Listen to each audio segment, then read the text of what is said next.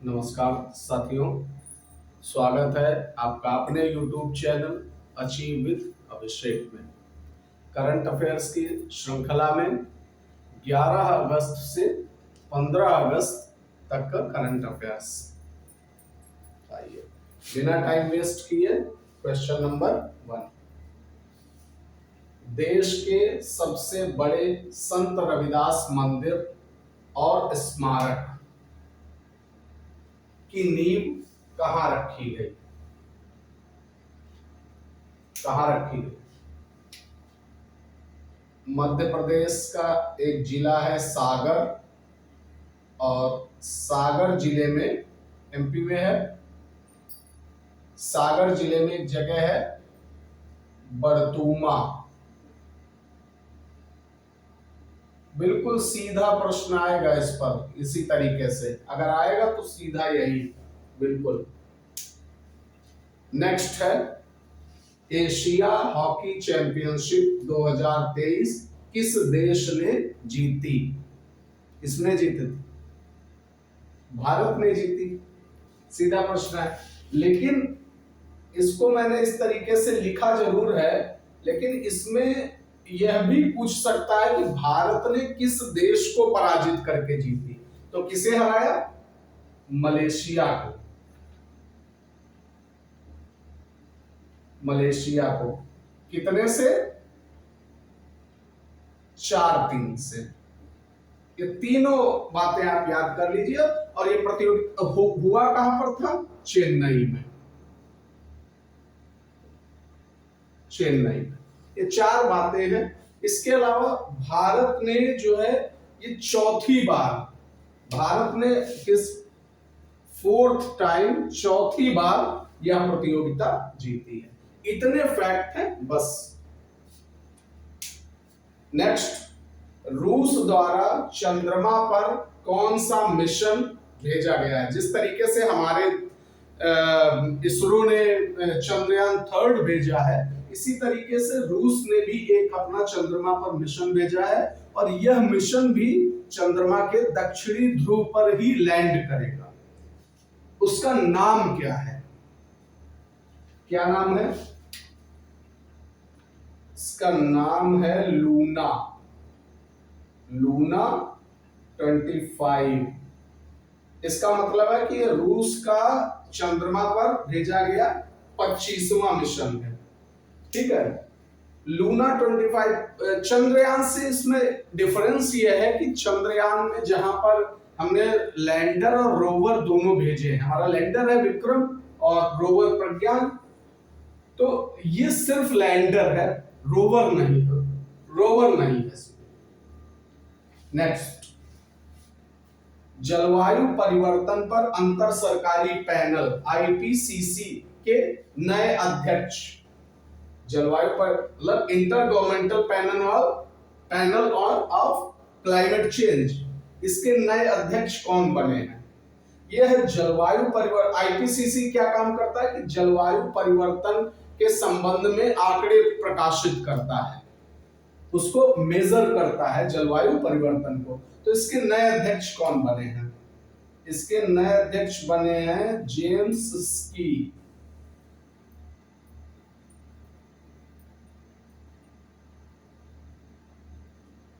यह लंदन के हैं और एक प्रोफेसर हैं, जेम्स स्की।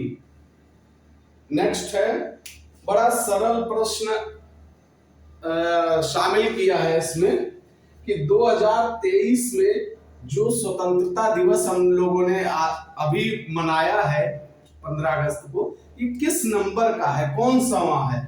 कई बार लोक आयोग क्या करता है कि इतने सिंपल प्रश्न रख देगा कि आप बिल्कुल उत्साह में आकर के लोग क्या करेंगे, एक सिंपल फॉर्मूला अगर ध्यान नहीं देते हैं, ज्यादातर लोग ध्यान देंगे, समझेंगे, लेकिन क्या करेंगे वो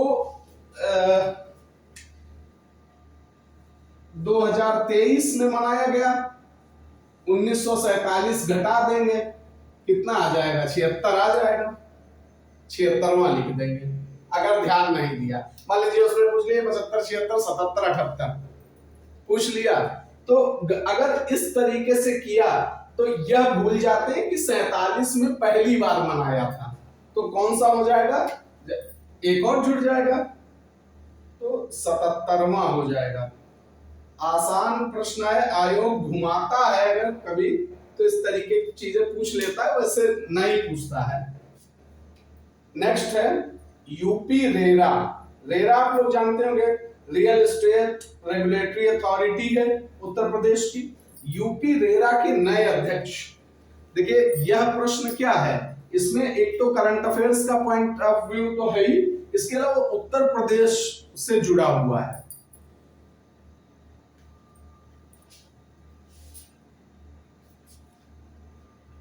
तो इसके नए अध्यक्ष कौन बने हैं, यूपी रेरा के नए अध्यक्ष। जो लोग सरकारी सेवा में हैं इनका नाम जानते होंगे,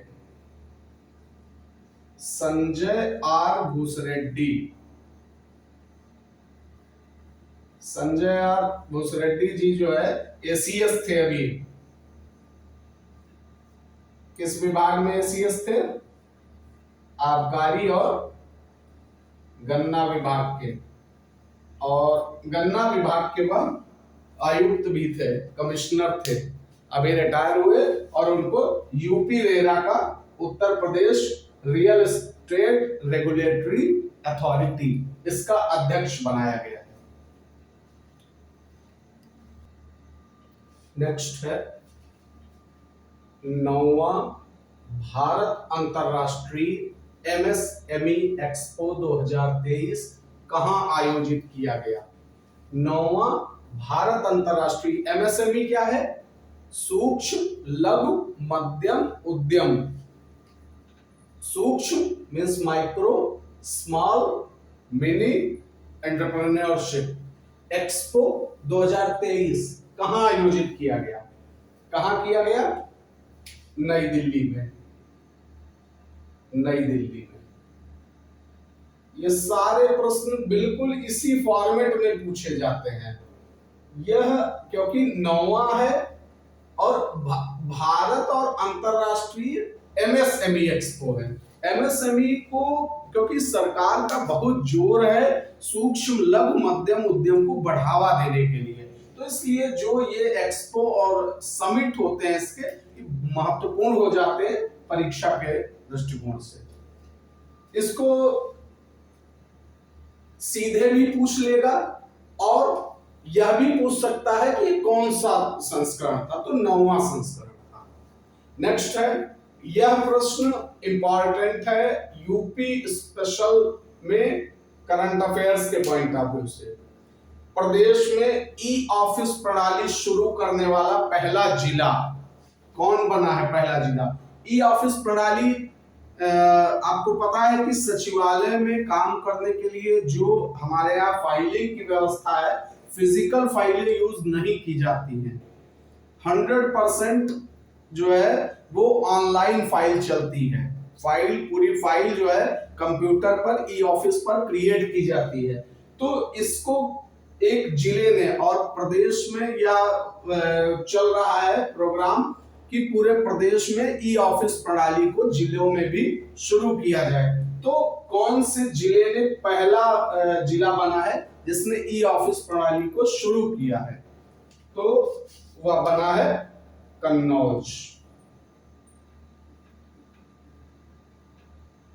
कन्नौज के जिलाधिकारी को चीफ सेक्रेटरी महोदय ने बधाई दी है उनको।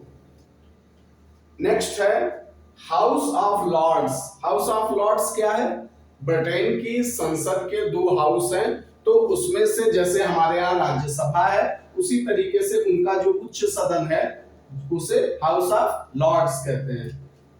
लोकसभा की तरह हाउस ऑफ कॉमन्स। तो हाउस ऑफ लॉर्ड्स द्वारा सशक्त महिला आइकन पुरस्कार, सशक्त महिला आइकन पुरस्कार किसे दिया गया, किसे दिया गया, मायरा ग्रोवर को। वीडियोस काफी लंबे हो जाते हैं तो अन्य बातचीत और संबंधित चीजों पर चर्चा कम करेंगे, सीधे प्रश्न और उत्तर। नेक्स्ट है भारत और यूएई मतलब संयुक्त अरब अमीरात की नौसेना के मध्य कौन सा युद्धाभ्यास संपन्न हुआ। उस दिन हम लोगों ने मालाबार नौसेना अभ्यास युद्धाभ्यास को डिटेल में जाना था। तो इसी तरीके से भारत और यूएई की नौसेना के बीच में युद्धाभ्यास होता है, उसका क्या नाम था? जायद तलवार। पूछ लेगा ऐसे कि अगस्त माह में कौन सा यूएई के बीच हुआ, या जायद तलवार किन दो देशों के बीच होता है, या जायद तलवार किस प्रकार का युद्धाभ्यास है, सेना का है, वायुसेना का है, नौसेना का है, कई तरीके से। इसमें दो हमारे युद्धपोत शामिल हुए थे, एक था आईएनएस त्रिकंद और दूसरा था आईएनएस विशाखापत्तनम।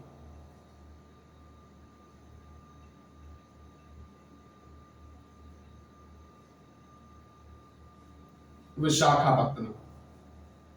बिना किताब देखे बताइए कौन से दो युद्धपोत मालाबार एक्सरसाइज में शामिल हुए थे।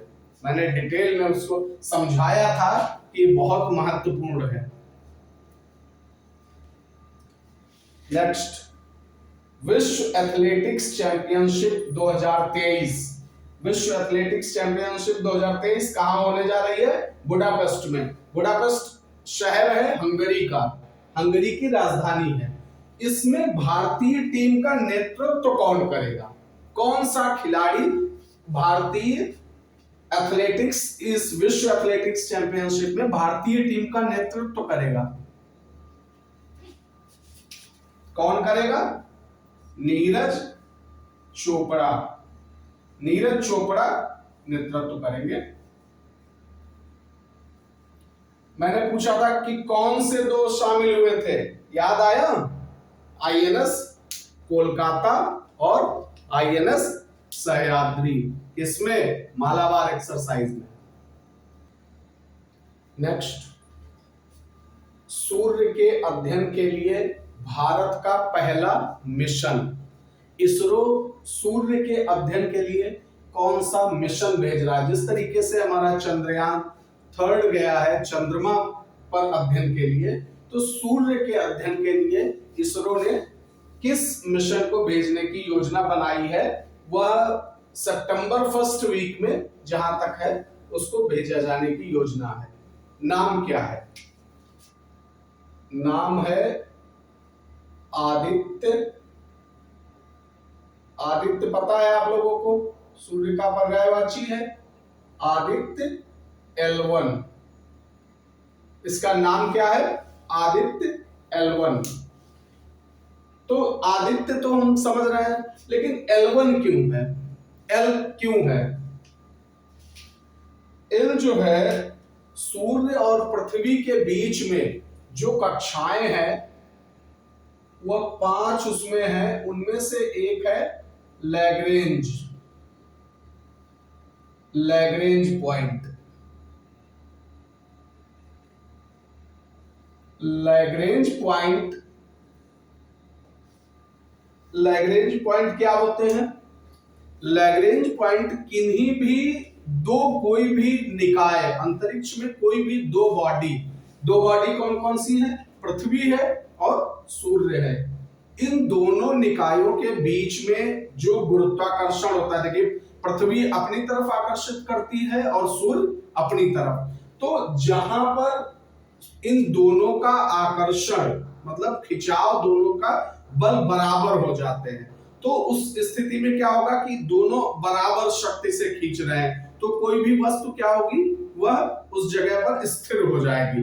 किसी चीज को अगर हम खींच रहे हैं और बराबर खींच रहे हैं, अगर इधर बल ज्यादा हुआ तो इधर चली जाएगी, इधर हुआ तो इधर, लेकिन जब बराबर बल से आकर्षण लग रहा है तो क्या होगा कि कोई भी चीज स्थिर हो जाएगी। तो लैग्रेंज पॉइंट वही जगह है जहां पर हमारा यह मिशन रोका जाएगा। जो भी हमारा यान होगा जाएगा, जो वो जिस चीज को वहां पर जिस तरीके का, जैसे हमारे उपग्रह टाइप के जो प्रक्षेपित हम करते हैं उनको किसी कक्षा में स्थापित करते हैं, तो जो अध्ययन करने के लिए संयंत्र जाएगा वह लैग्रेंज पॉइंट पर स्थापित किया जाएगा, इसलिए इसका नाम है आदित्य L1। नेक्स्ट है पारंपरिक औषधि पर वैश्विक समिट का आयोजन कहां किया जाएगा। पारंपरिक औषधि पर वैश्विक समिट मतलब शिखर सम्मेलन, इसमें क्या है, यह ट्रेडिशनल मेडिसिन, ट्रेडिशनल इंग्लिश में लिख दे रहा है क्योंकि कंफ्यूजन ना रहे, नहीं होना चाहिए। ग्लोबल समिट है, ट्रेडिशनल मेडिसिन पर ग्लोबल समिट है, इसका आयोजन कर रहा है WHO। WHO आप लोग जानते हैं, वर्ल्ड हेल्थ ऑर्गेनाइजेशन। कहां है इसका मुख्यालय? जेनेवा में। और भारत सरकार का हमारा आयुष मंत्रालय, यह दोनों मिलकर के इसका आयोजन कर रहे हैं। मैंने प्रश्न यह है कि इसका आयोजन कहां पर किया जा रहा है, तो गुजरात के गांधीनगर।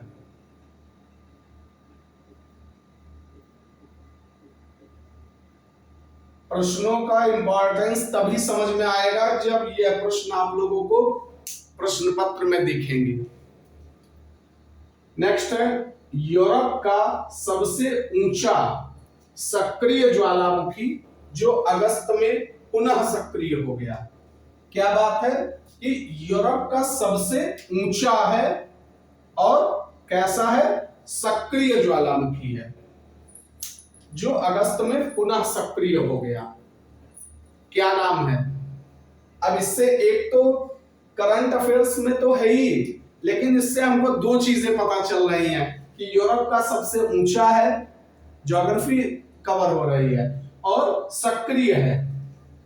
कई बार यह यूपीपीसीएस में मैंने इस प्रश्न को इसलिए शामिल किया कि करंट के पॉइंट ऑफ व्यू से भले ही ना एक बार पूछा जाए, लेकिन ज्योग्राफी में कई बार आता है, आ चुका है। तो इसका नाम क्या है? यह है एटना, इसको कहते हैं माउंट एटना, क्योंकि ये पर्वतों पर होते हैं इसलिए माउंट एटना। किस देश में स्थित है? कई बार पूछा गया है भाई, जो लोग एग्जाम दे रहे हैं बताएं, कमेंट तो कर ही सकते हैं या मन में सोच सकते हैं। माउंट एटना इटली में है।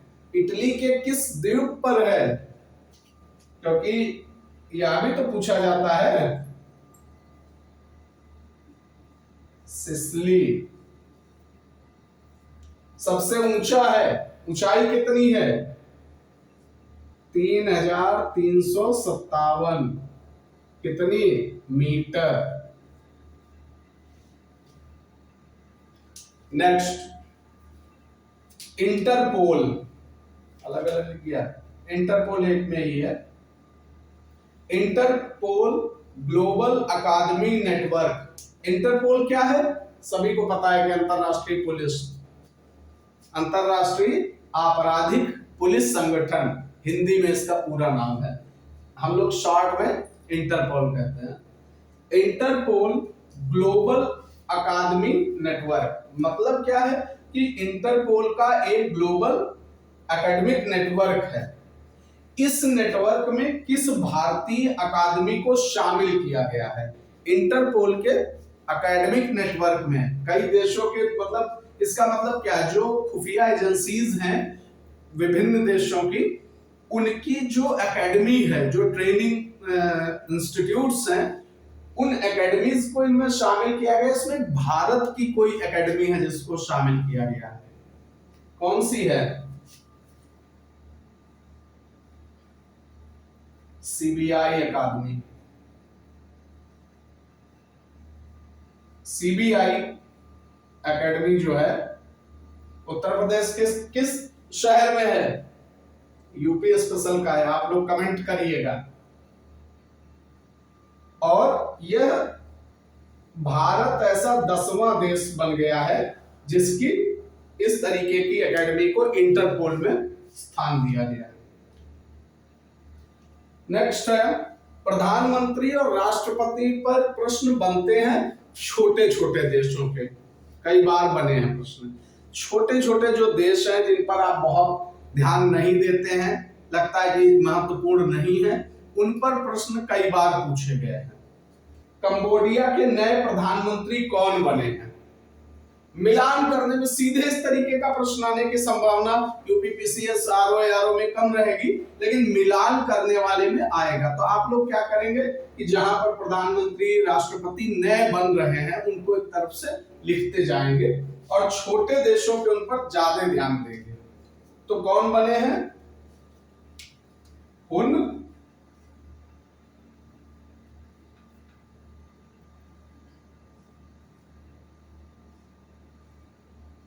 मानेट। कंबोडिया की राजधानी क्या है? कंबोडिया की राजधानी नॉम पेन।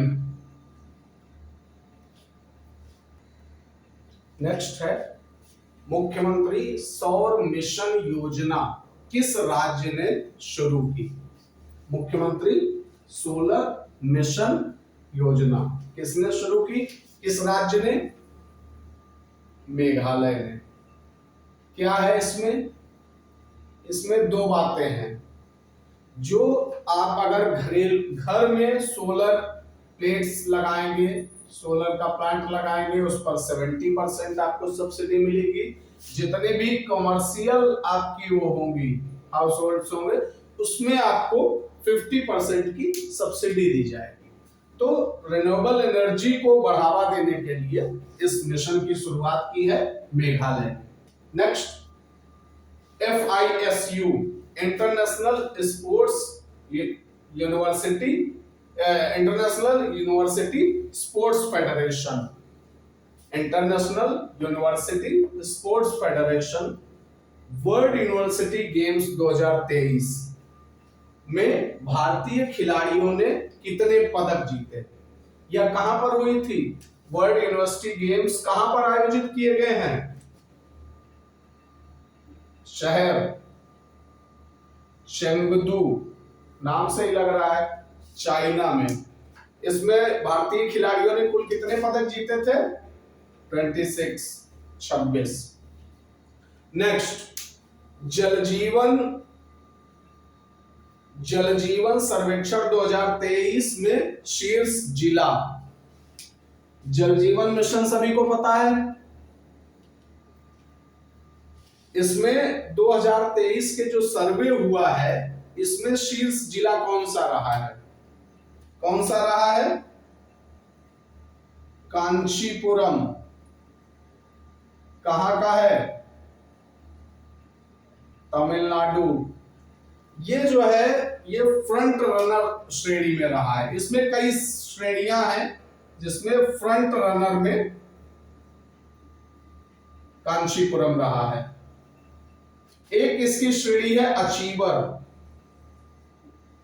अचीवर श्रेणी में कौन सा जिला रहा है टॉप पर? तो अचीवर में हमारे उत्तर प्रदेश का रहा है बुलंदशहर। देखिए, उत्तर प्रदेश के शहरों की या जहां पर भी बात आएगी, जो चीज उत्तर प्रदेश से बन सकती है उसको ध्यान रखना है। नेक्स्ट है, अभी आप लोग देख रहे होंगे कि चुनाव आयुक्त को उसकी नियुक्ति के संबंध में कमेटी बनाए जाने के लिए एक बिल संसद में प्रस्तुत किया गया है, जिस पर काफी हंगामा हुआ है। तो उसमें क्या है कि जो चुनाव आयुक्त हैं, मतलब भारत का जो भारत निर्वाचन आयोग है, उसके मुख्य चुनाव आयुक्त और अन्य चुनाव आयुक्त, उनके नियुक्ति के लिए एक समिति गठित है। उसमें CJI मतलब भारत के मुख्य न्यायाधीश, चीफ जस्टिस ऑफ इंडिया के स्थान पर किसे रखने का प्रस्ताव है। मतलब इस समिति से इनको हटाया जा रहा है। जो हमारे चुनाव आयुक्त और मुख्य चुनाव आयुक्त की नियुक्ति के संबंध में जो समिति गठित है, उसमें से भारत के मुख्य न्यायाधीश को हटा करके किसको स्थान दिए जाने का बिल में प्रस्ताव है? किसको? तो प्रधानमंत्री जी द्वारा नामित किसी कैबिनेट मंत्री को। किसको रखा जाएगा? प्रधानमंत्री जी द्वारा जिस कैबिनेट मंत्री को नामित किया जाएगा उसको उसमें समिति में, सिलेक्शन कमेटी में स्थान दिया जाएगा। किसके स्थान पर? CJI, chief justice of India के स्थान पर। इसमें अन्य तीन लोगों की समिति है या जो इलेक्शन कमीशन ऑफ इंडिया है, इसके जो हमारे मुख्य चुनाव आयुक्त हैं और अन्य चुनाव आयुक्तों के नियुक्ति के लिए जो समिति है उसमें प्रधानमंत्री हैं, पीएम है और दूसरा मतलब तीसरा, क्योंकि एक तो प्रधानमंत्री जी हो जाएंगे, दूसरे उनके द्वारा नामित कैबिनेट मंत्री और तीसरा होगा लोकसभा में, इंग्लिश में लिख दे रहा है, लोकसभा में नेता प्रतिपक्ष मतलब, और अगर नेता प्रतिपक्ष कोई नहीं होता है तो सबसे बड़ी पार्टी के दल का नेता, वह इसमें शामिल होगा। इनके नियुक्ति के लिए व्यवस्था कहां पर है? तो संविधान के अनुच्छेद 324 के भाग 2 में, सब सेक्शन 2 में, इसमें क्या इसमें प्रोविजन ये है 324(2) में एक्चुअली में विवाद इसलिए क्योंकि संविधान में जो लिखा हुआ है वो ये है कि चुनाव आयुक्त और मुख्य चुनाव आयुक्त, मतलब उसमें उस समय क्योंकि एक ही चुनाव आयुक्त की बात थी तो सिर्फ चुनाव आयुक्त के लिए लिखा है कि चुनाव आयुक्त की नियुक्ति राष्ट्रपति द्वारा की जाएगी और कैसे की जाएगी? किसी कानून के आधार पर, और कानून कोई आज तक बना नहीं था। सुप्रीम कोर्ट ने यह कहा कि एक कमेटी बना ली जाए और उस कमेटी में पहले इनकी जगह पर सीजेआई को शामिल करने की बात थी, लेकिन यह थोड़ा सा विचित्र है कि किसी विवाद की स्थिति में सुप्रीम कोर्ट का जज ही निर्णय देगा और वही स्वयं सिलेक्शन भी कराए, तो अपने किए पर स्वयं निर्णय करना, तो यह थोड़ा सा विसंगति जैसे थी, इसलिए यह किया गया कि यहाँ पर कैबिनेट मंत्री को शामिल करने का प्रस्ताव सरकार के द्वारा, मतलब बिल विधेयक प्रस्तुत किया गया है। नेक्स्ट है, इसको थोड़ा सा डिटेल में बता दिया, 324(2) आप ये जान लीजिए, अनुच्छेद पूछ लेता है, मिलान करने में आ जाता है। तो चुनाव आयुक्त की नियुक्ति भारत जो हमारा निर्वाचन आयोग है, भारत निर्वाचन आयोग, अनुच्छेद 324। नेक्स्ट, उत्तर प्रदेश में कहां देश का सबसे बड़ा आईटी हब स्थापित किया जाएगा? योगी जी ने प्रस्ताव बनाया है कि हम 40 एकड़ की भूमि पर कानपुर रोड में, लखनऊ में एक आईटी हब बनाने की बात कर रहे हैं, जो कि क्या होगा? देश का सबसे बड़ा आईटी हब होगा। तो कहां स्थापित किया जाएगा? लखनऊ में। तो यह 20 प्रश्न हैं आज के, इसमें आपको मैंने 20 प्रश्न बताए हैं। इन 20 प्रश्नों को आप लोग नोट कर लीजिए। अब नए उस पर करंट अफेयर्स के वीडियोस के साथ आऊंगा।